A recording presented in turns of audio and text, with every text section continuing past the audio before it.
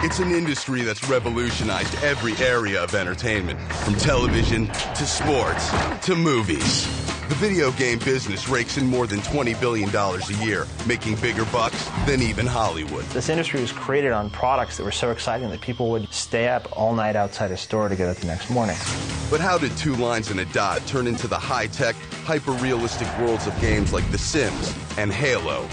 It's not just about circuit boards and chips. It's about people, driven by vision and obsession. Video games to me is my whole life. That's all I've done since I was 12. It's about games that have been blamed for making kids antisocial and violent. If you play too much Doom, you're going to end up going on a shooting spree. There's really people who believe this. It's about feuds, wars, and even a little bit of good old-fashioned piracy. If they were going to copy our stuff, we were going to bury them, one way or another. But most of all, it's about how a whole generation grabbed the joystick and got juiced up on video gaming. The secrets behind the games, the passion that powered the industry, and the guys who made it happen.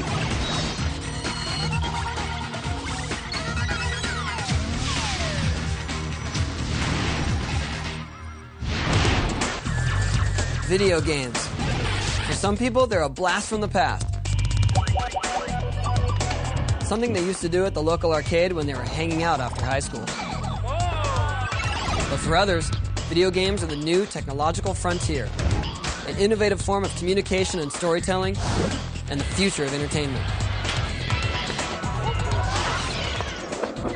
Hi, I'm Tony Hawk. A lot of you are probably used to seeing me with a skateboard and looking a little something like this.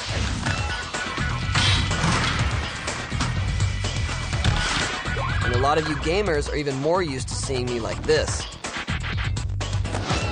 I got into video games early on, even before I got to be a video game character myself. In fact, I don't think I even had my first board yet, and where could you find me? Playing Pac-Man down at the pizza parlor. But games have come a long way since then. And if you think the history of the video game invasion is all about cool graphics and cutting-edge technology, well, you're right. But it's also a story about a group of unique individuals who started with nothing but ideas. Guys who came out of their garages and ended up as power players in a multi-billion-dollar industry, who revolutionized entertainment and turned themselves into rock stars. And the first rock star of them all was this guy. This is Willie Higginbotham. He helped invent the nuclear bomb and the first computer game. The bomb looked like this. The game looked like this. A primitive version of tennis, it was just a dot moving back and forth on an oscilloscope screen. It showed up as a novelty exhibit at Brookhaven National Lab in 1958 and generated about as much excitement as this picture. Mortal Kombat it was not. Fast forward, 1961. Student and pioneering hacker Steve Russell, nickname Slug. He spent 6 months tapping into a $120,000 computer at MIT. End result, a punch card-driven video game called Space War. He was the one who conceived the idea of making a game that would be completely interactive. It was a game where there were two rockets, a game where Flash Gordon-style rockets that would fly around shooting each other with a sun in the middle that had some gravity. If it sucked you in, you got destroyed. Space War spread to universities around America on an early version of the internet. But would the average Joe spend $120,000 to own one? Slug figured, no way, and never patented the idea. He left MIT without graduating. Jump to 1966. A little device called television had made it into almost every living room in America. It was a cultural phenomenon, but to Ralph Baer, Vice President of Engineering at electronics giant Sanders Associates, it was a business opportunity. The concept was this: 40 million TV sets out there in the U.S. alone. If I could hit 1% of that, that's 400,000, and attach some gadget to 400,000 sets. I got a business. Baer needed his play device to fit on a shelf. So that didn't give his little brown box much room for processing power. He wasn't doing much better than old Higgy, just two dots moving on a screen. No way this was going to set the world on fire. Then it hit him. A blockbuster breakthrough that would blow the roof off of home entertainment forever. 3 spots. The third spot became a ball that made it into a ping pong game or into a tennis game. Once we had that third ball going back and forth, we knew we had something. By 1971, Bear's bosses had patented the brown box and licensed it to television manufacturer Magnavox. Now called Odyssey, it began showing up at various trade fairs around the country. The Odyssey was the hit of the show, and I had a hard time not getting up in my seat and jumping up and down and saying, "That's my baby." The system is called Odyssey, and the hardware consists of a master control and 2 player control units connected by cable to any set 18 inches or larger, black and white or color. The players will simply switch to an unused channel, select their game, insert the program card in the control box, and place the overlay on the TV screen. So for instance, if you were playing the tennis game, this would actually, using from static electricity, would cling to the front of your television. So this would be the overlay for a hockey game. The Odyssey hit store shelves in May 1972 and sold for $100. And hey, if you wanted to pop for another $29, you could also buy yourself this wicked weapon and play the first ever shooter video game. Seems that even then, guns and video games were destined to be together. And to convince America how hip it was to own an Odyssey, Magnavox got the king of cool, old blue eyes, Frank Sinatra himself to pitch the product. Unfortunately, in the beginning, they connected it to a Magnavox television set, of course. That got the idea abroad that you needed a Magnavox television set to play games. And they had to undo that by convincing customers in the store that, no, you could indeed plug it into any TV set. It took over a year, but Magnavox managed to hook up about 150,000 Americans and their televisions to an Odyssey system. Next player in the game, Nolan Bushnell, an employee of a Northern California electronics firm. He'd played Slug Russell's Space War at engineering school and couldn't get it out of his brain. They'd actually thought, hey, this would be great in the amusement park, but how do you put a $1 million computer into and pay for it at 25 cents a throw? Remember, the microprocessor hadn't been invented yet. And then one day, the mini computer for $5,000 came across my desk, the ad for it. I had the epiphany of being able to reduce it to a single board that was actually a fancy signal generator, if you would. In 1971, Nolan's first video game, Computer Space, hit American pinball arcades. Sleek, sexy, and we all remember the first time we played it, right? Right. It was one of the biggest turkeys of all time. The problem with the game was that I loved it, all my friends loved it, but all my friends were engineers. It was a little bit too complex for the guy with a beer in a bar. Nolan's next move, taking $500 and starting his own company in Santa Clara, California with buddy Ted Dabney. The year was 1972. The company was called Atari. Atari comes from the Japanese game of Go, which is a polite warning saying, watch out, you're going to get whacked. First big hire, engineer Al Alcorn. Nolan, proving he already had what it takes to be a great corporate executive, landed Al by lying to him. He told me he had a contract with General Electric to build a consumer video game, a home video game, which was like almost impossible to do in those days. And the fact that nobody from General Electric ever came by or called or wrote us a letter didn't occur to me. I was too busy building the prototype. We decided to give him a test game. I'll call it a throwaway game, but something that was simple. Basically, ping pong, 2 paddles on either side, ball moving between them. Man, does this sound familiar. But remember, it was still early in 1972, and the Odyssey hadn't hit stores' shelves yet. The concept was still fair game, and Al had his own spin on the idea.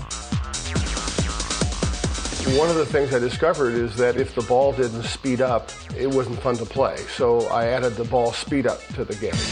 And the other thing that we did at the very end was the sound. And since I was already way over budget, I poked around and found tones that were already existent in the machine. and that became the sound.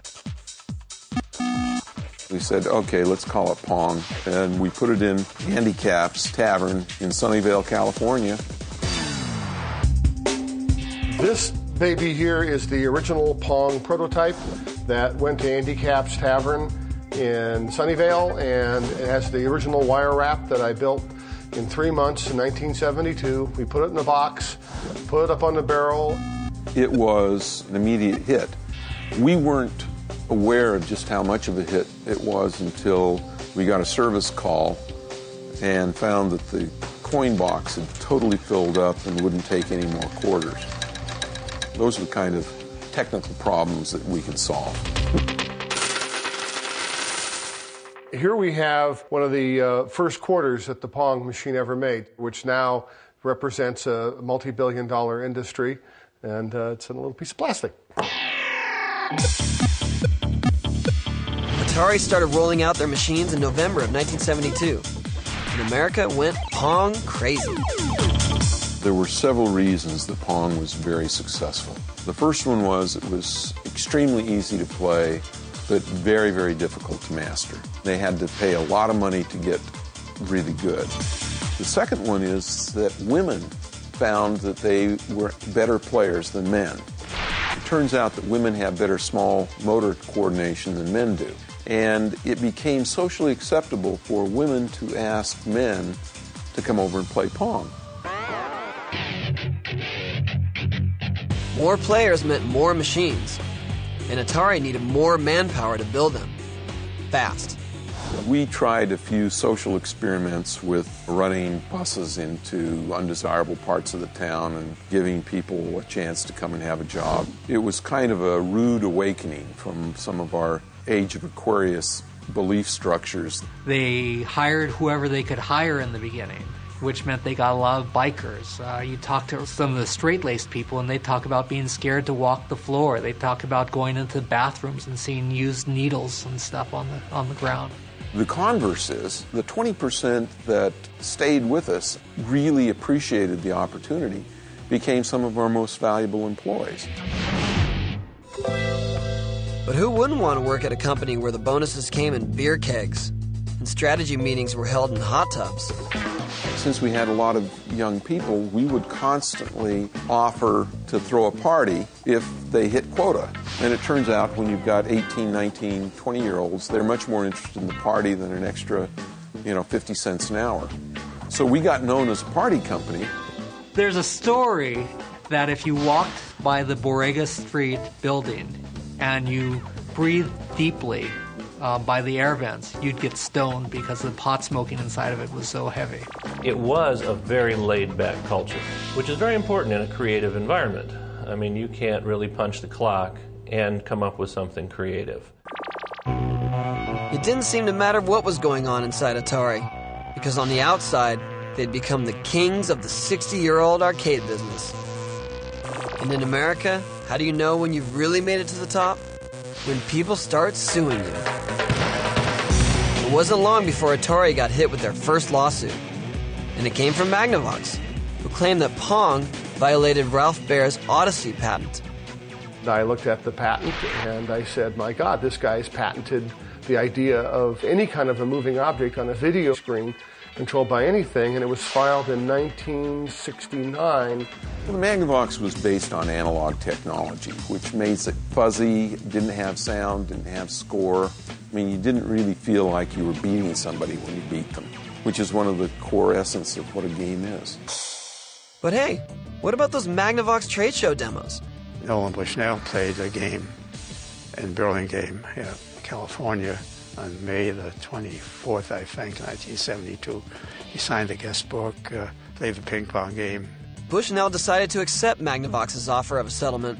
Atari paid Magnavox just under $1 million and in exchange became their first licensee. Game over and everyone's a winner. And who says lawsuits don't work? Believe it or not, it was never a very big issue for us. We settled it for less than it cost us to defend it. Then Atari went on the attack against the clones, knockoffs, and pirate versions of Pong that were popping up all over the world. We actually became quite diabolical about seeing ways that we could just mess them up. We put a chip in and we purposefully mismarked it so that when somebody copied us, they'd put the wrong chip in. We felt like we were in a war. It was a war that would change entertainment forever. And as the Atari troops attacked the arcades, Bushnell got ready to open a second front in living rooms across America. The battle for video game dominance was about to begin. In 1974, nearly 2 years after Pong's introduction, everyone had played the game so much that 3/4 of the world's population was suffering from carpal tunnel syndrome. No, not really. But in the arcades, Pong fever was still running hot as ever. People couldn't get enough. So Nolan Bushnell figured he'd give them more by introducing a home version of Pong. Al Alcorn said, I believe we can put Pong on a chip. And I said, let's do it. This is actually what's inside the coin-operated Pong video game. There's about 75 integrated circuits on this, and that was all replaced by what's in this. Atari cut a deal with Sears, and over 150,000 home Pong units flew off the shelves during the 1975 holiday season. Now the established gaming leader, Atari was the place where top programming talent wanted to be. Steve Jobs showed up unannounced one day, wanted a job. He was unwashed, unkept, smelled bad, had no degree. Al Alcorn's secretary came to him and said, what do I do? And Al Alcorn's comment was, well, we should either hire him or call the cops. And Al hired him. Jobs brought along a buddy, Steve Wozniak. We hired Steve Jobs, and we didn't know that we sort of got Woz along with the package. He was never an official employee of Atari, but hung out with Jobs a lot in the labs. They did Breakout, actually. There was a line of bricks, and he tried to break the bricks away by knocking the ball against it. It was Pong, only it was Pong turned vertical. Pretty soon, Jobs and Wozniak broke out of Atari to start their own little business, Apple Computer. Jobs asked his boss to invest in the idea. Bushnell declined. The company's capital was tied up producing home Pong units and developing their next home console concept. They called it the VCS, the Video Computer System, was the 2600 and became universally known as the Atari. The idea behind the 2600 was to get away from having to build a whole new custom chip for every new game. So if we could make the game just be in a cartridge and software, we could release it much faster and much cheaper than we could with a whole new game. Nolan needed big money to develop and launch the 2600. He got it by selling the company. Warner Communications, headed by Chairman Steve Ross, paid Bushnell $28 million for Atari. Not bad for a $500 investment, plus Nolan would still draw a paycheck as the company chairman. In October of 1977, supported by a handful of games like Street Racer, Indy 500, and Combat, the Atari 2600 hit the streets. It was a bomb. It did nothing. They didn't get them out in time for Christmas. They didn't sell the ones that were out there. And Warner hit the roof. The net result of that was they removed Nolan and put in Ray Kassar, who was a person from the East Coast who worked at Burlington Industries and was probably a more professional, big businessman to run Atari. Nolan was out. But don't cry for this guy. He made even more money with his next business, a chain of family restaurants called Chuck E. Cheese. Now, while all of this was going on at Atari, something even bigger was going on in a galaxy far, far away. In 1977, the movie mega hit Star Wars sent the nation sci-fi crazy. And in less than a year, a new game arrived that cashed in on the craze. Atari's competitor Midway got the arcade upper hand with a Japanese import that went by the name Space Invaders. We were all fascinated by the Pong machines, and then we were fascinated by Space Invaders, which again was just lines coming down from the screen. Ultimately, you couldn't win, but it was the first arcade machine to record and display a high score. And that just made people want to play more. You look at games today that cost literally millions and millions of dollars and take literally 4 or 5 years or more to complete. Most of those games don't rival the gameplay and addictiveness of Space Invaders. It took Atari nearly a year, but they did strike back with Asteroids, an updated version of Slug Russell's Space War. The object, break up a surrounding storm of falling asteroids and avoid getting blown up by a fleet of flying saucers. I can remember Asteroids like there's no tomorrow, going down there and literally begging my mother for quarters. And then, an hour later I'm back asking for more. It's a good memory for me. The first ones that I played was basically Space Invaders and Asteroids. I always spent my allowance really fast. It was only like $5 a week. It was like 2 days, and I mean, I was stretching it as far as I could go.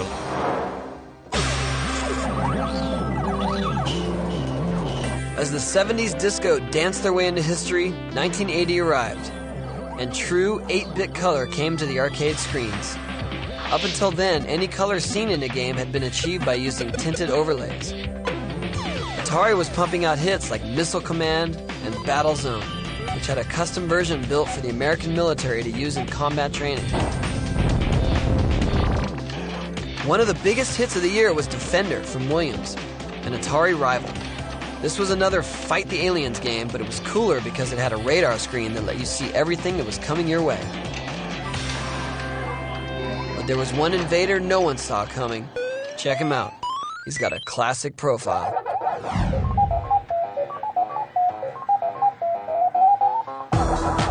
His name? Pac-Man. He was born at a Japanese game company called Namco and brought to the US by Atari's nemesis, Midway. Originally called Puck-Man, Midway was afraid vandals would have too much fun changing the first letter of his name. Small and yellow, he ate everything in his path. Little dots and ghosts with names like Blinky, Pinky, Inky, and Clyde. I loved Pac-Man. It was just such a simplistic movement with a joystick, and yet it was easy to play, hard to master. And that was really, I think, the secret of it.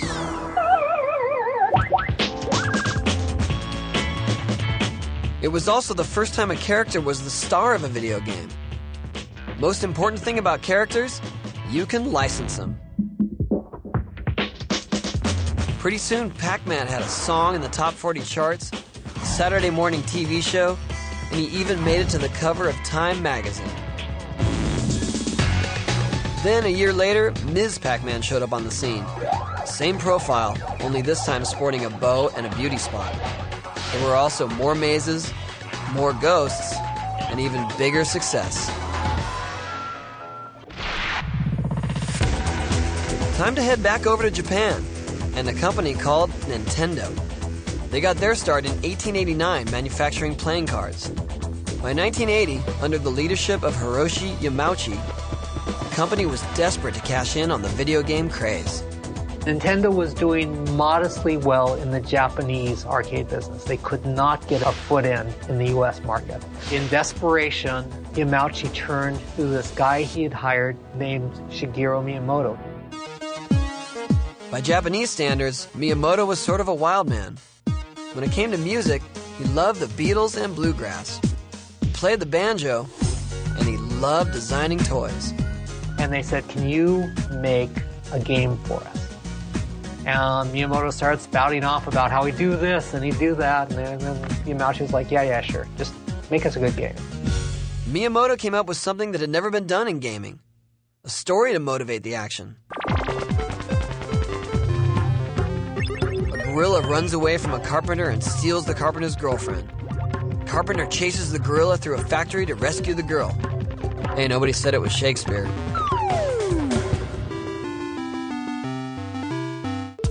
Literally translated, Miyamoto's Japanese title for the game came out as Stubborn Gorilla. Wanting something sexier, he went to the Japanese English dictionary. For stubborn, he came up with donkey. Gorilla became Kong. Yamauchi called his American headquarters, headed by Minoru Arakawa and Howard Lincoln, and gave everyone the good news on the game. And he said, Donkey Kong. And, I mean, they almost passed out. They were like, Donkey Kong? What's a Donkey Kong? I think Howard Lincoln's comment was, Donkey Kong, Conky Dong, I mean, come on. But Donkey Kong was a magic game. Donkey Kong fever swept the arcades, closely followed by Donkey Kong Jr. When it came to merchandising, the monkey was a natural, but it was really the man who became the breakout character. Plans were soon made to give the little guy with the mustache his own game. Everyone knew he had personality, but what he really needed was a name. American Nintendo chief Minoru Arakawa came up with the answer. Originally, he was Jumpman. And the Nintendo's landlord out here, Mario Segali, pissed off Arakawa. So Arakawa renamed Jumpman Mario after Mario Segali. And when Mario got his new name, he also got a new job as a plumber, along with a new brother named Luigi. And the Mario brothers jumped into the arcades in a series of games that are still popular today. By 1982, it seemed like the country was having one great big party. Ronald Reagan was in power, the economy was booming, and the gaming industry was taking a big slice of the disposable income.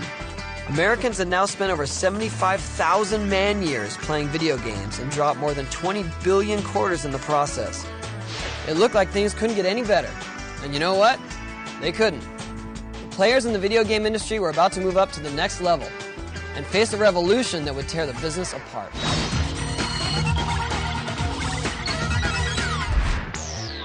This was the first game I ever played. There was a machine just like it at the local pizza place. Man, it's still great. Pac-Man, not the pizza. But there was one version of this game that wasn't so hot. In fact, it was so bad that it nearly killed off video games for good. Rewind to 1980. Namco and Midway's Pac-Man is eating up most of the arcade business and cutting into Atari's bottom line. The company had a new president, Ray Kassar, who was a marketing pro.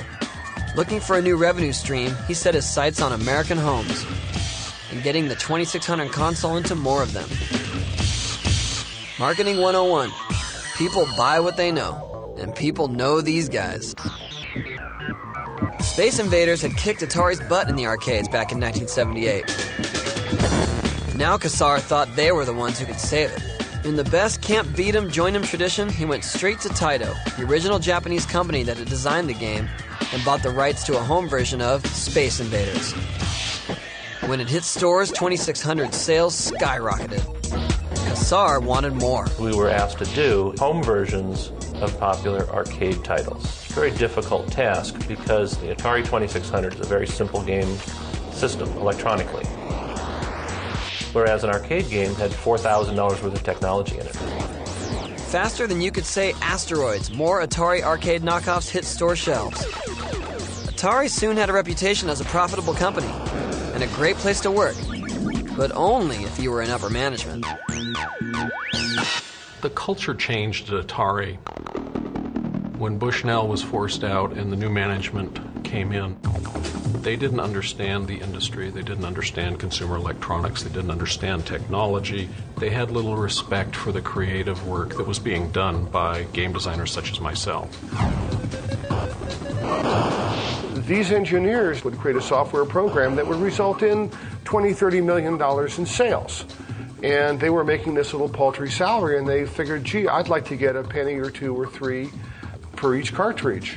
So we go to the president of Atari and point that out, and he said to us, and I'll quote, he said, "You are no more important to that game than the person on the assembly line who puts it together." That didn't sit too well with us. Contempt breeds competition. So 4 of Atari's top game designers gave Kassar the kiss-off and started their own company. Be blasted right out of your senses. Star Master by Activision. The most significant thing about Activision was that it was the first independent video game publisher. Prior to our formation, all game software was created by the hardware manufacturers. One of the differences with Activision was we promoted the game creator as an author. If you're creative at what you do, you kind of like some recognition from the public. Activision was a huge success. We grew from 0 in revenue to $160 million in revenue in 3 years. Their first hits included Pitfall, Kaboom, and Freeway. I came up with Freeway on Lakeshore Drive in Chicago, which is 10 lanes of traffic. Looked out the window and there was this idiot trying to cross the street. And I'm looking at that and I said, that'd make a good video game. Atari wasn't the only game in town anymore. More companies were making more consoles. Activision was making games for all of them. Magnavox had the Odyssey 2. Famous toy maker Mattel had Intellivision. Mattel's ads for their console featured intellectual literary figure George Plimpton. I've been comparing the exciting new Intellivision space game Star Strike with one of the most popular Atari games, Asteroid. Guess they figured most Americans had to be dragged away from reading War and Peace to play video games. Star Strike features our most exciting visual effect, total destruction of a planet, which is why, after Star Strike, Asteroids left me rather flat. Total destruction of a planet. Then another unlikely player showed up on the field, a plastic pool maker called Coleco. We had looked at this whole arcade position and believed that electronics, as it related to kids, was going to be a very, very important angle. So we started to work on a number of different products that used electronic chips as their heart. And I'm an electronic quarterback. I start in the backfield and follow my blockers. Blockers? I don't have any blockers. Coleco's electronic quarterback. We did the head-to-head series of dedicated games where you played against an opponent on the other side of the game. Now we can play at the same time. I'm offense. I'm defense. With head-to-head, you're really in the game. A power sweep. You pass. He blitzes. Intercepts. This is real competition.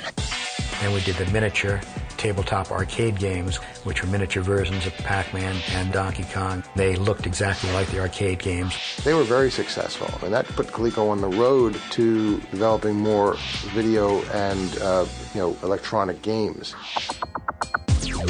And a new console called ColecoVision was born. ColecoVision was an attempt to try and replicate as closely as possible in those days the actual experience of the arcade. Knowing they needed a hot game to kick off their console sales, they set their sights on the arcade hit Donkey Kong and bought themselves a 6-month exclusive to the game from Nintendo. ColecoVision became the smash hit of 1982. Donkey Kong was the driver. We impacted it with the unit. You bought ColecoVision, you got a Donkey Kong cartridge. Suddenly, another 800-pound gorilla came into the room, Universal Studios. They claimed that Nintendo's Donkey Kong violated their copyright on the movie King Kong, and they wanted their piece of the action. It's a great court case. They actually at one point brought in a Donkey Kong machine and played the game for the judge in the middle of the court, which was quite a scene. But the biggest laugh came when court papers, prepared by Universal's own lawyers, revealed that the original copyright holder had let the rights fall into the public domain. So in the end, not only did they lose, they had to pay damages and court expenses. Hate to say it, but we got it. Nintendo made a monkey out of Universal. And what about those monkeys who were running Atari? They were affected by waves of people leaving the company, first Activision, then there was another wave after us, and so they lost their very best programmers. Desperate, Atari licensed the arcade classic Pac-Man and ordered 12 million cartridges. It sucked. It flickered. It didn't look like Pac-Man. It didn't play well. It was hard to control. It was ugly. It was an awful game. And a financial disaster. Big time.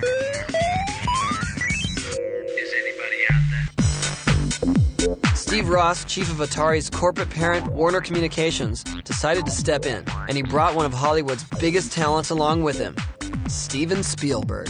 In the summer of 1982, E.T. was burning up the box office, and Ross wanted to ride that bike too. He paid a cool $25 million for the right to use Steve's extraterrestrial in the new video game, and he promised to have it out by Christmas. I think they had to develop the game in 8 weeks instead of 9 months. It's kind of hard to make a game be really fun and have a lot of depth in it in a period of 8 weeks. And it was so bad. The ones that they sold, most of them were returned. In '83, Atari sent diesel trucks into the New Mexico desert packed with unsold cartridges, and they buried them. The legend was they had to run in and pour concrete over them to make them really go away. Ugly, ugly. It eventually killed Atari. It was the end of Atari. By early 1983, it looked like the home gaming boom was going bust. For everyone. 30 companies got a couple $1 million in venture capital, hired a couple programmers off the street who'd never designed video games, and developed a video game and tried to sell it, and nobody was buying because it was a piece of garbage. It was ironic because when we saw those 30 new companies, we looked at each other and said, none of these guys are going to be in business a year from now. And we didn't take that one step further and say, and my God, what that's going to do to the business. In the next 2 years, Warner Communications dumped Atari and got out of the industry. Mattel shut down production of their Intellivision system. Coleco sales dropped through the floor. And in 1985, just as everything really hit bottom, Nintendo stood up and said they weren't going to take it anymore and launched their own gaming console, the Nintendo Entertainment System, or NES. Everyone thought they were crazy. All of a sudden, Nintendo came in, better graphics, better color, better sound. Boom, rock and roll, total success. Nintendo has the most video game hits, like baseball and Excitebike. Now you're playing with power. They really brought in a new age of video games with the simple introduction of the NES system. They rethought everything. They said, the way cartridges loaded, the way the controllers are designed. So let's start over and create a really friendly game system for families to enjoy. And who was leading the Nintendo NES charge? Their Donkey Kong hero, Mario, now starring in Super Mario Brothers. They came out with Super Mario Brothers, which was a great game. So far beyond anything that had existed before in the home. It made side-scrolling vivid, and it gave you puzzles, hidden puzzles, and fun puzzles. It characterized what games could be. And it was a phenomenon all over again. Once that happened, it really changed the business because then Sega started looking at the business more seriously. Sega was short for Service Games. It had actually gotten its start as an American company that imported pinball machines to military bases in Japan after World War II. But by 1986, Sega was a Japanese company toiling away in the arcade business. Seeing Nintendo's success, they came out with their first console, the Sega Master System. Most of their games were repackaged arcade titles and couldn't compete with the exciting originals that Nintendo was cranking out. It would take another 5 years before Sega would get a real shot at pushing Nintendo and Mario off their high ladder. The Japanese really took over the video game industry because we have these games that anyone could play, anyone could understand, and everyone loves. And they're very simple, they're very easy to get into. And the hardware is more powerful than anything we've seen from the American side. So these guys, they were able to bring back video games like they brought it back from the dead. After a 5-year slump, consoles were clawing their way back into homes, only to meet a new challenger, the personal computer. We can barely remember life without them, but in the early 80s, these machines were the hot new thing. And they were about to take video gameplay to a higher level, create new competition for gaming dollars, and give game designers a new opportunity to take even more power into their own hands. You know how some people always seem to be in the right place at the right time? Maybe it has more to do with being ready to step up than just dumb luck. And the video game industry has always been packed with risk takers, people who can't wait to take their shot. Time for another chapter in our tale of two Steves, Jobs and Wozniak. Remember those two guys who left Atari to start their own thing? By the early 80s, their Apple II home computer was a must-buy for tech heads everywhere, at a whopping $1,300 a pop. I just thought I have to have one. I convinced my wife that I would somehow make it pay for itself. And we spent well over a month's income for the two of us buying that first Apple II computer. And No, I guess I did make it pay for itself eventually. Computers were making word processing a breeze, and typewriters were being tossed out of office windows everywhere. But coming out of Atari, the two Steves had gaming in their blood and knew that working hard meant playing harder. So they made sure their baby was built to game. Once you have a PC on your desk, you soon realize that it's something that you can goof off on.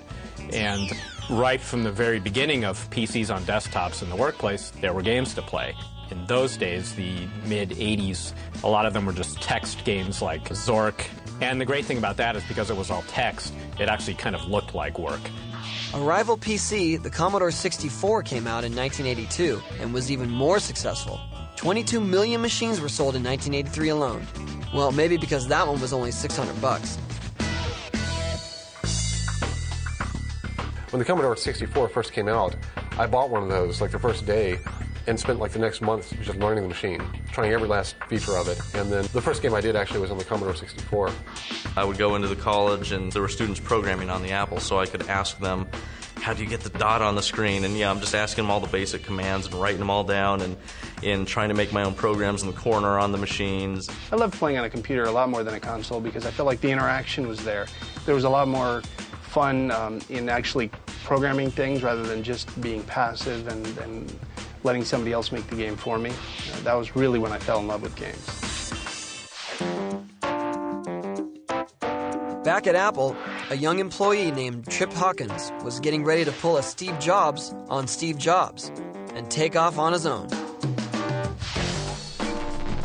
At Apple, Steve Jobs was treating him like, a worthless MBA instead of like the future CEO and rock star. The big idea I had was to basically bring a lot of practices from Hollywood into this new digital medium, elevating the development of the product to that of an art form and treating the creative talent as artists. In October of 1982, Electronic Arts was born.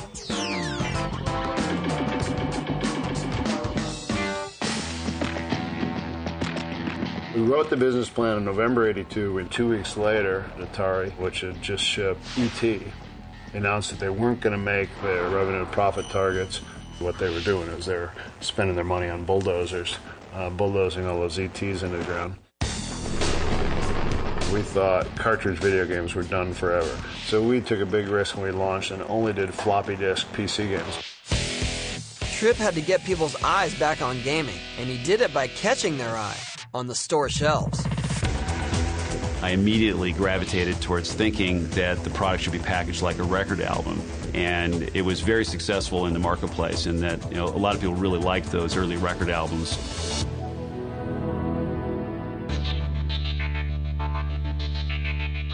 Tripp also figured sports stars would look great on box covers. Not sure why. Maybe he ate a lot of Wheaties. Whatever the reason, he went after two of the biggest, Larry Bird and Julius Erving, better known as Dr. J. Each got about $25K for a snapshot in their names. And the doctor himself got involved in the game design. We asked him questions about how he played and strategies, and we wanted to understand what kind of shots he would take from different parts of the floor and what his shooting percentages were. We exactly built it into the game. And then we said, imagine you're really going one-on-one with Larry. What would the outcome be? He goes, if I went one-on-one with Larry, I'd beat him every time. Cool. Premiering on the Apple II and Commodore 64, Dr. J and Larry Bird go one-on-one was a huge seller. Next up, football. The tie-in, John Madden. But the big name gave him a big shock. You see, in the early 80s, technology would only allow 7 players on each team. Madden looked at it and there you go. Where's the other guys? Well, this is an Apple II, and only has 64K RAM. So actually having 7-on-7 is a huge breakthrough. And he just gets the stink face on it. It's like, where are the? That's not football. You can ship that if you want, but not with my name on it. We're thinking he's got our money. So we go back to Robin Antonick, the programmer designer, and say, it's got to be 11-on-11. And he goes, that's impossible. 2 years later, when the 11-on-11 game was finished, we shipped it.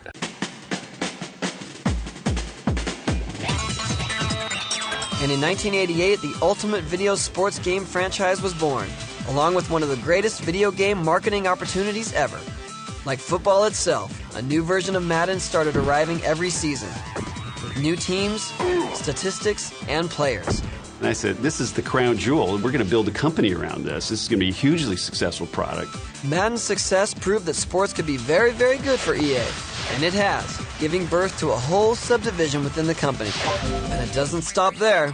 From action to adventure, from franchises to tie-in titles, these guys are on it. Now going for over 20 years, they are the biggest and most successful publisher of video games ever. In 2003, their revenues topped $2.5 billion. But hey, we're starting to get ahead of ourselves here. Put the brakes on. And let's rewind back to 1979. This is Ken Williams and his wife Roberta. Based in LA, Ken had just started a computer consulting business called Online Systems. And then one day he bought his own computer, along with a computer game. Roberta started playing it and she got really, really hooked. And after she got hooked, she said, you know, I could do that. And it turned out that she could not only do it, she could do it brilliantly. In 1980, she started writing her own game, Mystery House. The adventure game genre really developed around what the PC was capable of, which was exploration and storytelling. You could type in walk left and you would get a description of, okay, now you're in the field. It was all text-based. An avid movie lover, Roberta loved visuals and insisted the game would be more fun if there were pictures to go along with it. She couldn't understand why the hardware at the time couldn't do the things that she wanted done. And so she would just say, Ken, you've got to make this happen. And somehow Ken would work on it and figure it out some kind of thing and make it happen. Because of her, Ken created this software program that allowed them to store hundreds of graphic screens on one single floppy disk. And they produced the first adventure game for the Apple II that had graphics. They would take these games in a baggie and they'd drive them around California and have computer shops sell them. And that got successful and that became their company. Ken and Roberta sold 80,000 copies of Mystery House. More games started coming. Some were originals, some adaptations of arcade titles. They also moved their office out of the LA kitchen and into a building just outside Yosemite National Park. Name change time too. The company became Sierra Online. Then IBM knocked on the new office door. They wanted a game for their new consumer machine, the PC Junior. Roberta came up with King's Quest, a fantasy adventure game filled with knights, treasures, and puzzles. It also let gamers play from a third-person perspective, controlling and moving a character inside a physical world. A first for adventure games. My first experience with King's Quest was just a revelation. It was kind of a very, very early form of virtual reality that I was the main character and I was actually creating the story as I went along. I thought that was very exciting as a storyteller and very compelling for me as a gamer. Like the movie biz, success brought sequels. And a few spin-offs, too. With each game, Roberta's vision expanded, and Ken had to think fast to keep up with it. She said, well, I want color. And he said, well, Apple only has 6 colors, and they're kind of weird. And she said, well, make more than that. And so he did. She wanted sound. So he convinced Roland to produce a MIDI board and a sound card so that PCs could have music soundtracks. Because of them, the sound cards really came into the PC world. And like Nintendo with Mario, Ken and Roberta knew continuing characters like Leisure Suit Larry could be just as lucrative as franchise titles. The first Leisure Suit Larry game had a very simple plot. You were a 39-year-old Virgin software salesman in Las Vegas for one night and hoping to lose your virginity. And you could do that through a variety of means, none of which were very sexy or stimulating, but were funny. That's what made it successful. It was a risque title. Despite all of the success that Sierra and Electronic Arts were finding in the mid-'80s, their audience still consisted of a highly specialized group of tech heads and gamers. With computers becoming an everyday part of everyone's work and home life, A money-making stream of potential players was just sitting there, untapped. All someone needed was one simple game. It needed to be something that anyone could play, a game so addictive that workers around the world would have to cover their computer screens when the boss walked by. Well, that game was about to arrive.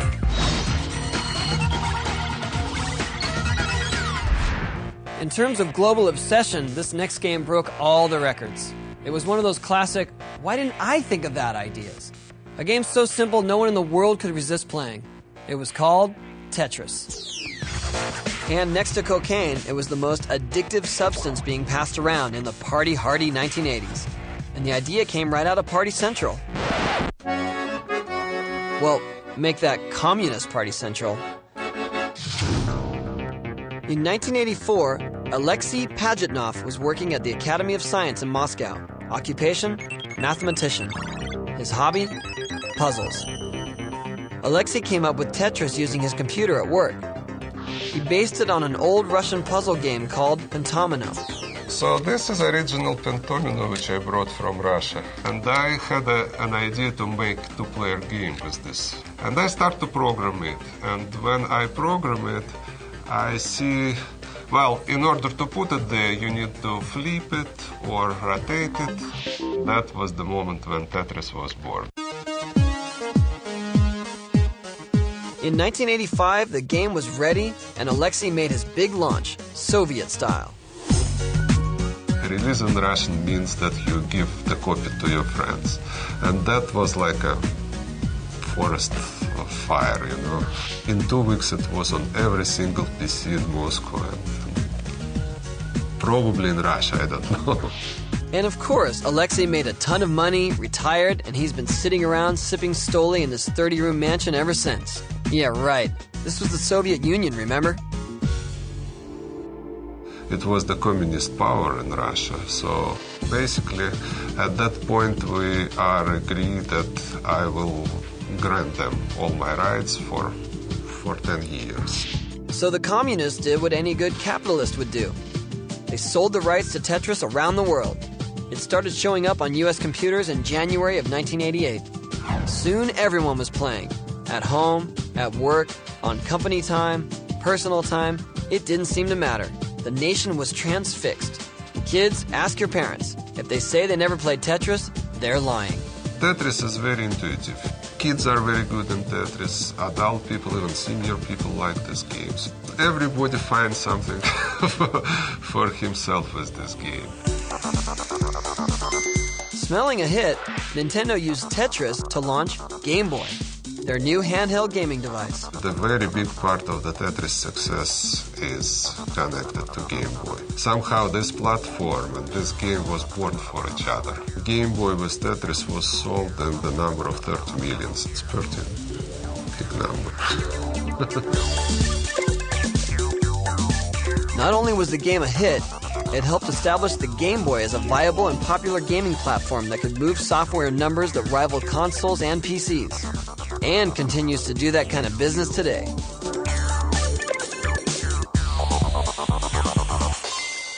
The best part of the story? In 1996, Tetris rights returned to Alexei. Now instead of Stoli, he's sipping Starbucks in Seattle, where he works with Microsoft. And new generations are discovering Tetris on a variety of platforms, including mobile phones. We collect and distribute royalties for the game. They are not that big anymore, but it's still good. As the 1990s kicked in, Nintendo was riding high. Not only was the Game Boy doing great, but Nintendo had single-handedly rebuilt the home console market, leaving Atari and the toy makers in the dust. The NES was the leader of the pack with their lock on hit titles and game franchises. Sega was also hanging in there with their Master System. They decided it was time to challenge Nintendo's supremacy, and in 1989, Sega launched the Genesis console. When the Sega Genesis came out, it really brought video games to the next generation of technical capabilities. Our agency created the slogan, Genesis does what Nintendo don't, which meant we have a 16-bit system, they have an 8-bit system. It was the first competitive position in the video game industry in terms of home game systems. In the No Holds Barred campaigns, Sega rolled out their secret weapon, a blue hedgehog called Sonic. They said, you know what, this is going to be our mascot. He's going to have more of an attitude.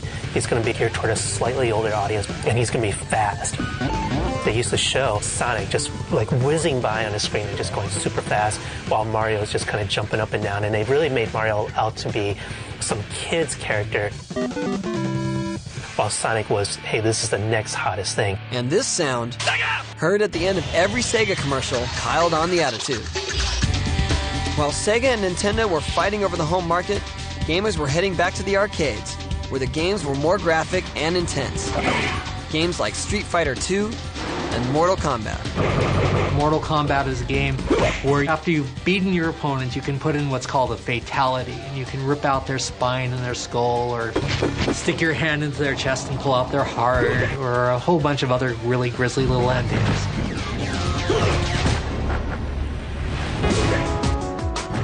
Both Sega and Nintendo wanted to match the visual quality of these intense arcade games.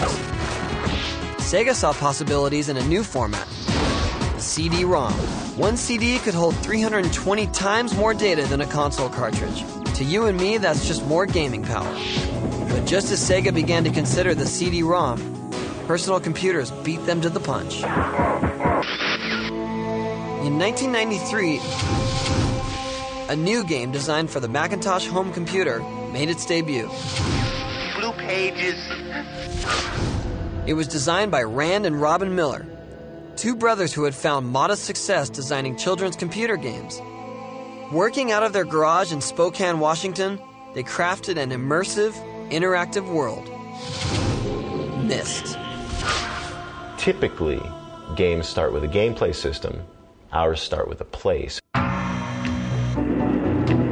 In our minds, we were building real places that people could lose themselves in. That they'd sit down in front of their computer, they'd turn the lights down, turn the sound up,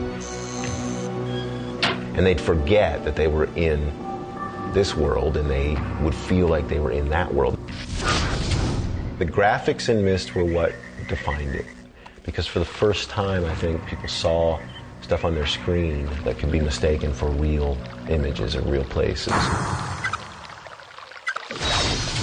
There were some terrific constraints, like we couldn't actually move the pictures in real time. So we built them very realistic, but they were still. Myst was the killer app for CD because it allowed for this incredible wealth of graphics that we had really never seen before. Floppy disks just couldn't handle the size of these graphics. Myst became the must-have game, selling 250,000 copies in 12 months.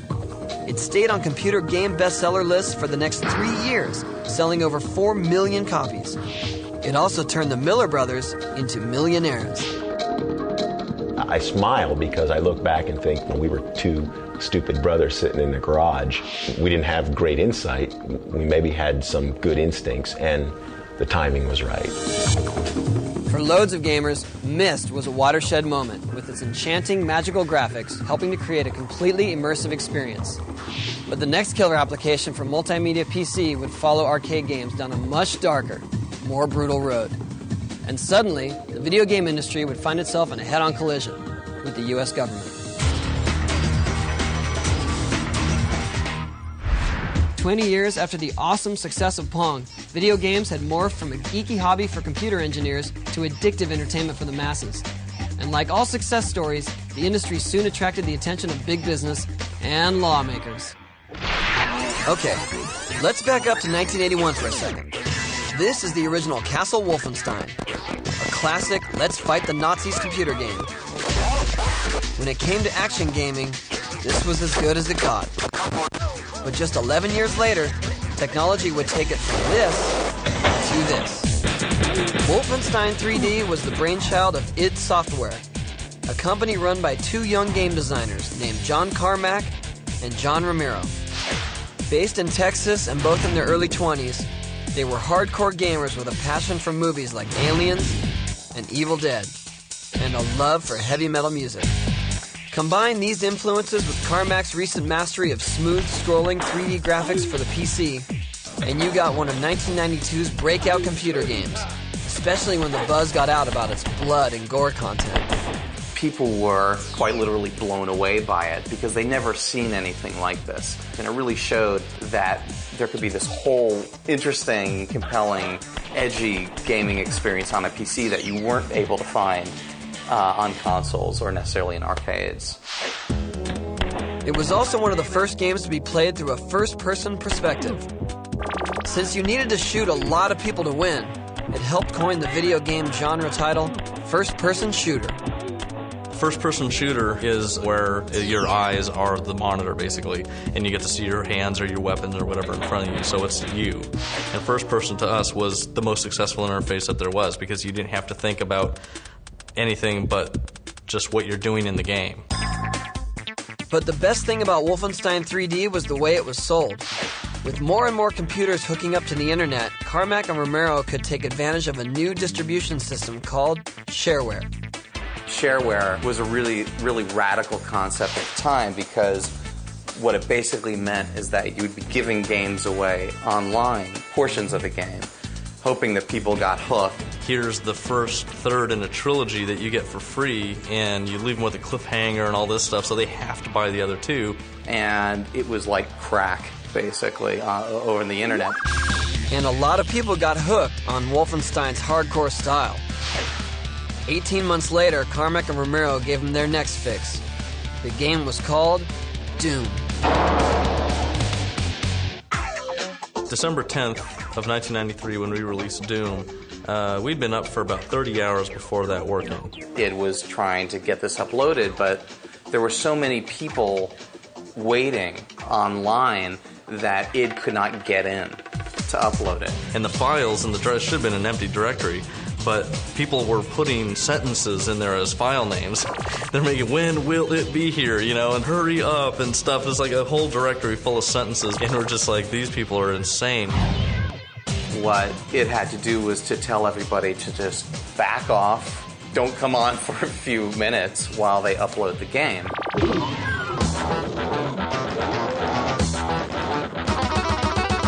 When it came to graphic action and intensity, Doom pushed it farther than Wolfenstein and was an even bigger success.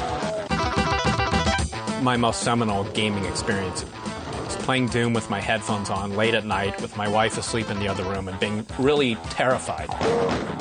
And feeling stupid for being terrified, but still being terrified. The other thing that made Doom appealing to gamers was its multiplayer capabilities. Go, go, go. Network a few computers together, and you could start shooting at your buddies inside the same game. Here they come. Here they come. Carmack and Romero called it deathmatching. Through all of pretty much 1994, I was just addicted to deathmatch. It was just the coolest thing I'd ever experienced in my entire life. For two young guys in their 20s, the success of Doom was a dream come true. Practically overnight, the id Software founders had become multi-millionaires. I totally had fun buying, fun cars and houses and all that kind of stuff. Romero would show up at gaming conventions and there would be people literally bowing at his feet and doing the Wayne's World, I'm not worthy. They really were the rock stars at that time. And then when all of the controversy came out over violent games, then they had all of that too to kind of stoke their image. In the year leading up to Doom's release, violent video games had become headline newsmakers. But not in a good way. The popularity of games like Street Fighter II and Mortal Kombat among young children and teenagers had parents and lawmakers blaming video games for everything, from unfinished homework to antisocial behavior and rising street crime. In late 1993, the issue was picked up by Connecticut Senator Joseph Lieberman, who formed a Senate committee to investigate video game violence. We're not talking about Pac-Man or Space Invaders anymore. We're talking about video games that too often glorify violence and teach children to enjoy inflicting the most gruesome forms of cruelty imaginable. We are calling on the video game industry today to recognize its responsibility to the parents and children of this country. Lieberman's Senate committee wagged their finger at the uncensored version of Mortal Kombat and an obscure game called Night Trap. In the game, you play a guy who's trying to protect a house full of sorority girls that are being attacked by these fledgling vampires who apparently don't have fangs yet, so they use this grill contraption that hooks up to the neck and sucks their blood out. Game wasn't selling. It wasn't fun. It was a silly game. Lieberman called it gratuitous and offensive and ought not to be available to people in our society. His comments turned Night Trap into one of the biggest selling games of the year. The other result of the government hearing was that all major game producers agreed to set up the Entertainment Software Rating Board to rate games. Violence didn't go away, but now it came with a warning. I was actually a key proponent in the creation of the rating system for video games. So I'm a big believer in honest packaging and providing consumers with all the information they need to make a good product decision and to know what they're getting. You don't let your kids see R-rated movies. You shouldn't let your kids play M-rated games. And once that becomes more ingrained in American culture, in everyone's minds, then the whole violence issue in video games will become less of an issue. With the government battle behind them, Sega and Nintendo were now free to start beating each other up in the marketplace again. Sega fired the first volley by announcing their plan to launch a new home system called the Saturn, which would operate exclusively from a CD-ROM drive. Nintendo said, well, if they're going to do it, we've got to do it. And so Nintendo partnered with Sony, and they created a CD player for the Super Nintendo called the PlayStation. Only then Nintendo decided, you know what, we don't trust Sony very much. And they partnered up with Philips. They left Sony standing at the altar. And as anyone who's been left at the altar knows, revenge can be sweet. Nintendo's and Philips' plans for a CD-ROM system began to fall apart, and consumer electronics giant Sony decided they could make it in the video game industry all by themselves. They kept the name PlayStation, which I think was a real thumbing of the nose at Nintendo. Everybody knows Sony as a company that makes Walkmans and electronics, and then gradually over time, consumers have accepted that Sony represents really good quality stuff. It was a natural progression. And then with the PlayStation, they just dropped the bomb. It was incredible. The Sony PlayStation hit the shelves in September 1995 and immediately left Sega's new system, the Saturn, in the dust. Technologically, you could tell that the Saturn was way behind the PlayStation. The PlayStation handled 3D. All of a sudden, there was no competition because here's Sony, they've got a better unit. The unit's $100 cheaper, and they've got all the games. You can't compete with something like that. Especially when Lara Croft was playing on their team. Thank you. When Tomb Raider first came out in 1996, it was only available for the PlayStation. You had not only a female lead character, but a sexy one, who had big boobs and short shorts. She became really popular, and the game itself was incredible. So Tomb Raider was one of the key games that helped make PlayStation. Two of the other games that helped push the PlayStation to success were a fighting game called Tekken and Crash Bandicoot. Crash did for Sony what Mario and Sonic had done for their competitors, and the character became sort of an unofficial PlayStation mascot. Sega just couldn't compete with the might of Sony. In 1999, Sega launched another console, the Dreamcast. It bombed. Sega quietly dropped out of the console market to concentrate on game development. Sony planned to follow up the PlayStation with the PlayStation 2, which would be more of a multimedia machine, able to play CD music and DVD movies. But just when it looked like Nintendo would be the only competition, a Seattle-based company decided it was time to get into the business. Oh, and that company was just about the biggest in the US, Microsoft. There were a lot of people saying, Sony's going to replace the PC with PS2. It occurred to me that the only way to really counter that would be to make a dedicated device, to make a game console. But Microsoft was all about software and had trouble convincing people in the game business that they knew what they were doing. And we had about 6 months of not really being taken seriously because, I would show up or, some other guys would show up and say, hey, we're from Microsoft and we're making a game console that will compete with Sony now. That's a hard thing to say. That's like saying we're from the government, we're here to help.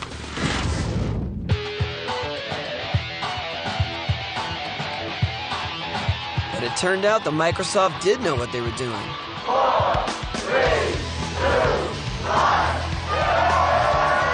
even got the fact that hardware was useless without killer games.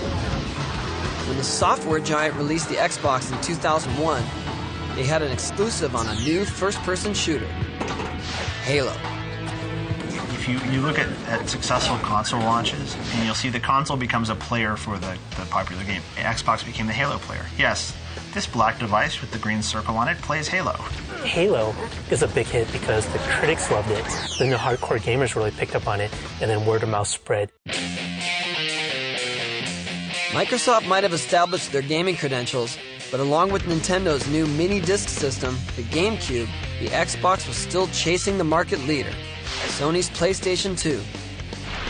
Now some of the biggest multimedia corporations in the world were gaining control of the video game industry. Real proof that there were big bucks to be made and that video games were now a major part of the entertainment business. And as entertainers, the game designers would have to keep the hits coming. Games today have gone way past the run, jump, and shoot basics of the early titles. Instead of blowing up aliens and aiming for high scores, gamers are looking for a more realistic, immersive, and open-ended experience. And the gaming audience is changing too. Boys, girls, men, women, they're all getting into games big time. Whether it's attempting to execute a 900 on a skateboard from the safety of your couch, or deciding how much to tax the residents of your very own virtual city. Back in the late 80s, Will Wright, a young programmer and hardcore gamer, was fascinated by how cities and societies work. Urban planning might not sound like the next hot thing in entertainment, but Will thought it was a great idea for a game. Well, SimCity was basically a game where you're designing a city. It's almost like a paint program in a way. You have a palette of parts, but the parts in this case are things like roads or industrial zones or schools. And as you paint, things happen. You know, people start building houses, traffic appears on the roads, there's pollution, there's crime. So we released it in '89. It was a very different sort of game at the time. You know, at that time, still most games were very action-oriented, very clear goals. And at first, we were having a hard time getting anybody to even play it. Until a rave review in Newsweek put SimCity on the map and sent sales of the game through the roof. And a new gaming franchise was born. But the big payday came when Will applied his simulation concepts to the human form. When The Sims debuted in February of 2000, players could now build simulations of actual people and run their lives. It's effectively a dollhouse where you get to lead a virtual life and really fun to play. I think it's one of the most innovative games ever made. The Sims is one of the games that my daughter will play. It's one of the games that my wife will play. Sims is one that they're immediately drawn to. Will Wright wasn't the only one giving gamers the power to build their own world. 5,000 miles east of Silicon Valley, in England to be exact, British designer Peter Molyneux also had a new take on gameplay. Instead of playing a hero or instead of playing a character or a plumber or a hedgehog, why don't you play God? That's the most powerful thing that you could possibly be. Molyneux's game, Populous, sold over 4 million copies and gave birth to a new genre, the God game. And rather than actually controlling a single character, with your godly powers, you influence lots of little characters. Just as when you were little kids and you were setting up your G.I. Joes in the sandbox or whatever, you're doing the same thing now, but with digital toys. If some gamers got juiced being God, others wanted to get their kicks by playing with a bunch of friends inside the virtual world of a game. When the internet exploded in the 90s, technology was able to deliver their fantasy. One of the first games to really hook into the concept was Carmack and Romero's 1996 follow-up to Doom, Quake.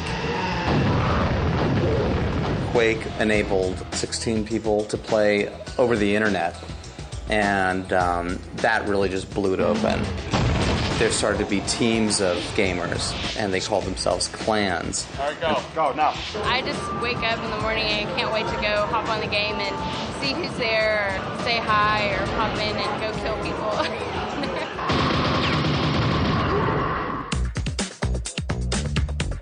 Not exactly the usual way to win friends and influence people.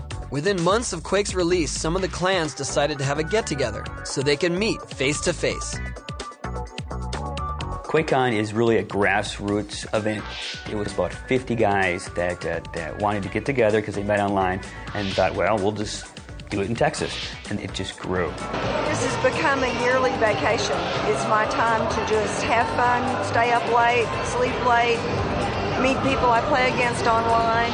We're in a senior gaming league, and we have our own competition. Anyone over the age of 35 can play. I just have fun. We came out here to meet our fellow teammates that we play on. It's NADS, North American Destroyers. And our NADS set up a group for the younger children. We call them NITS, NADS in Training. 7 years on from their first fan fest, QuakeCon attracts over 5,000 players every summer. Texas in August, they've gotta love Quake. It seemed people couldn't get enough of playing in big groups, so game designers started coming up with games that thousands of computer gamers could play, online. When you go from 16 or 8 or 32 people to thousands, it's massively multiplayer. A massively multiplayer game is where you are running the game on your PC and thousands of other people are connecting to the server, and that connection is allowing you to interact with the game and communicate with others. Hot titles included Ultima Online, Lineage, and EverQuest, the brainchild of John Smedley. In 1999, he persuaded Sony to create a whole new customer service online so that 30,000 people could play at once. We make a world for people to play in. On EverQuest, we have a 60-person team that does nothing but make this world unique every day. So when they come into work, they're changing creatures, they're adding new quests, they're looking at what the players have done and saying, okay, that's a little too easy for them, let's tweak that, or maybe that's too hard. There are dragons and orcs and fairies and giants and all sorts of creatures. And it's supposed to be a virtual world to the extent that whether you're logged on or not, the world keeps going. So much for the stereotype of a nerdy gamer playing on his own. Now gamers, including women, were joining forces to take on the challenges of EverQuest. Women are really into forming the relationships, and so women do go to these worlds. You often find that they become community leaders. They become the center of a social group.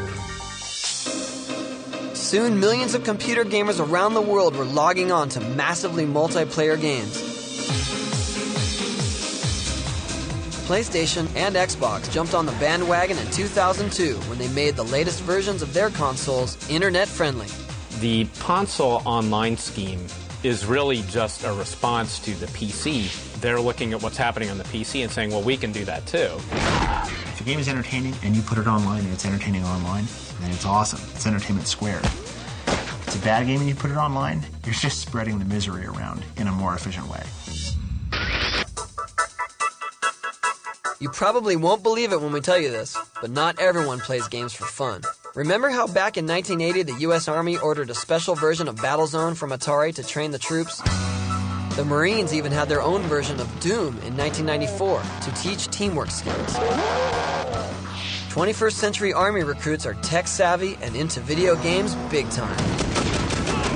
So it made sense for the military to tap into all that expertise. These kids playing 13 hours, 20 hours a week video games, these thumbs are very agile. They know joysticks, they know triggers, and they said, let's just make our interfaces like that, and we're already over the first hurdle in getting them to kind of feel comfortable in these systems. In 2002, the Army gave away a game called America's Army to the American public. Intended to test wannabe GIs, it turned into a smash hit. Then, they drafted Pandemic Studios onto a top-secret project. They wanted a game that would get recruits ready for combat without putting them at risk. Full Spectrum Warrior. It's not a war game where you're running around and celebrating the fact that you're killing people. Your goal is to advance to a certain location or secure something to make sure your men are safe. It's a very different take on other military games. The Army also had a plan to create a retail version of Full Spectrum Warrior. Of course, the G.I. Joe game needed a few tweaks to make it play for Joe Public. The Army product was made for sergeants who were already fully trained, years of experience. We couldn't make that assumption with the average game player. So it's up to us to teach, as you play, all of the Army tactics that the soldiers have spent years learning. It's a design challenge because we're moving away from the sim into the purely entertainment aspect of the game. So we're trying to find creative ways to keep it authentic, but also keep the pace going. keep you moving forward, get the action level up a bit.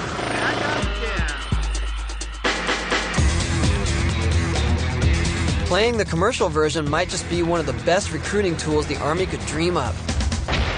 Video games actively improve your hand-eye coordination and can train you directly in things that are relevant to the military. You're planting those seeds in your head when you're really young. Hey, you want to be a super soldier, or you want to play games. The Army is the place to go. It's pretty ironic that the same government that a few years ago hammered the video game industry for damaging young minds is now using the same tools to hook and train their raw recruits. The video game industry is still full of surprises, and now the biggest surprises are not just the games themselves, but who's playing, how many billions of dollars are involved, and who wants to be part of the action. So video games have been with us since the 1970s, moving from arcades to home consoles to handhelds and cell phones like this. They've become essential entertainment for a whole generation, and with gross revenues of over $20 billion a year, the video game industry is making more money than the movie business. But they also continue to be a lightning rod for controversy. Anytime there's trouble in society, video games still get a big chunk of the blame. In 1999, 2 students went on a horrific shooting spree at their school in Columbine. And as society searched for a reason, people began to blame video games. There was a videotape, much later I think released, of Eric Harris talking about how shooting up the high school is going to be just like Doom, and the press ran with it. They just said, you know what, this is bad for America's morality. It's corrupting kids, and it's causing kids to do all sorts of bad things, when there's quite a bunch of problems making kids do bad things nowadays. There's no correlation between video games and human violence. Human violence has always been with us. We're in a society where politicians and the special interest groups pick on the new media. It just underscores the fact that it's not about video games at all. And with recent titles like Max Payne and the Grand Theft Auto series, the controversy continues. Who knows if it will ever end? In 2004, 145 million Americans are playing video games. That's more than half of us. And they're not all lonely teenage kids sitting in a dark room, playing for hours on end. People still have this idea, particularly in the United States, that games are something for 14-year-old skater criminals to do to avoid doing their homework. And when you point out that, the middle of our demographic is, the 26-year-old with a lot of expendable income is probably a professional, they just refuse to believe it. The female gaming population is actually the quickest growing segment of the video game business. Almost every girl my age has played a game in her life and would not call herself a gamer, but is. Now, 28% of video gamers are women. And for PC players, the numbers are even higher, 41%. With such a diverse audience, the industry has to use every available resource to keep them hooked. Thanks to the mega processing power of 21st century computers, programmers have been able to develop artificial intelligence, which means that non-player characters in games can apparently think for themselves. What artificial intelligence should do is look at what you, a player, enjoy and what you, a player, doesn't enjoy, and adapt the game accordingly. Not only adapt the challenges you face, the opponents you face, but adapt the storyline, adapt the world itself. Yes, ultimately we could all be playing the same game, but having a completely different experience. Sports games are still huge, and they've kept up with the explosion of action sports like snowboarding and BMX, and a little thing called skateboarding. And there's some games here I can really recommend. With the latest one called Tony Hawk's Underground, you can email a picture of yourself to Neversoft, download it from their server, you match up the points to your face, and you're in the game. It's pretty cool if I say so myself. Whoa, not bad. Where are you from? I came all the way down from New Jersey for the Tampa Am. Talk about a surprise attack. If you stay on your board tomorrow, you'll walk away with the contest. Another method of customizing games has been around since the early 90s, when John Carmack and John Romero put out software that let gamers make their own versions of Doom. Just like hot rodders personalizing their cars, gamers could now modify or mod Doom. bringing the gaming experience to a new and even more personal level. Game over, man! I put out all the information out there for how the sectors and line segments and everything was organized. So everyone had the information, they could write tools for it, and that was the start of the whole mod scene. Doom spawned this whole culture of mod making, which was incredibly far-reaching and important because it was really weaning the next generation of game developers. Check it out. The next wave of designers can even go to school to learn how to create video games.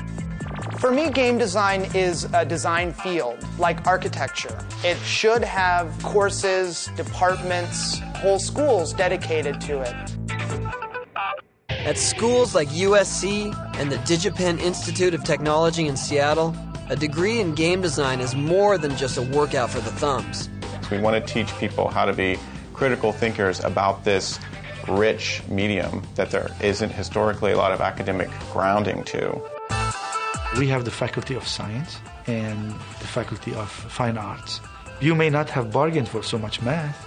You may not have bargained for so much physics. You thought that if you played video games, you're going to be good at it.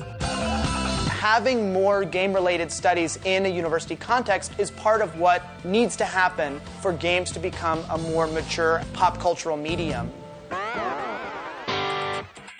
But future graduates will have to be pretty determined, because none of the video game pioneers are going away anytime soon. After 30 years in the business, Atari founder Nolan Bushnell is still coming up with ideas. His latest is called U-Wink Inc. Touch-screen, coin-operated games. We're generally in adult locations. Simple games, a little bit Atari-esque, if you would. Games that are well-produced and operate for adults. You can sit down, you can play for a few minutes and have a good time. And Nolan's first company, Atari, has changed hands a few times and hit rock bottom more than once, but they've stormed back with a slew of hit games like Enter the Matrix and Unreal Tournament. The Rockstar designers are also looking at new ways to deliver great games to us. Everyone's got a cell phone, right? With a cell phone, you can play video games anytime, anywhere. Even though the handset may not have a lot of computing power itself, it's connected to an incredibly vast computer network. I saw that now mobile devices like PDAs had the power to actually play games well on them. You know, that's always kind of going in the back of my mind is how can I do something else that I think would be a killer app for this new platform. With all those guys still pushing the envelope and new designers joining their ranks every day, we can't even imagine what games are going to look like 10 years from now.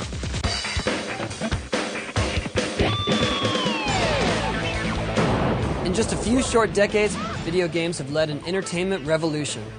Movies, television, they haven't been the same since video games arrived on the scene. There's a perception in the game industry that games are in their infancy. We've achieved a lot, but we're far from where it's going to be. And more than that, they continue to massively impact every aspect of our culture, influencing everything from education to the military. People really do wonder, how can you play that damn thing for 40 hours? I mean, think of 40 hours of a game. It must be deep. It must be doing something for you. So the emotional experience we have with games is something everybody can have with games. As the debate over their violence and addictiveness rages on, video games also continue to drive the leading edge of computer technology, opening players' minds to new concepts of strategy and tactical thinking, and capturing the attention of the world in bold and unexpected ways. In the next 20 years, the person who is in the White House will have played Super Mario Brothers. And what will that mean for the way that they think about policy, or the way they think about resource distribution, or the way they think about problem solving? People in their 30s who grew up playing this stuff are now paying attention to it, and we don't think twice about it. And we don't think these games are just for kids. We don't think these games are destroying the fabric of youth. For us, it's just like music, it's just like TV, it's just like film. It's part of life. And thanks to the vision of the guys behind the games, there's no limit to where they'll take us in the future. The video game invasion is just beginning.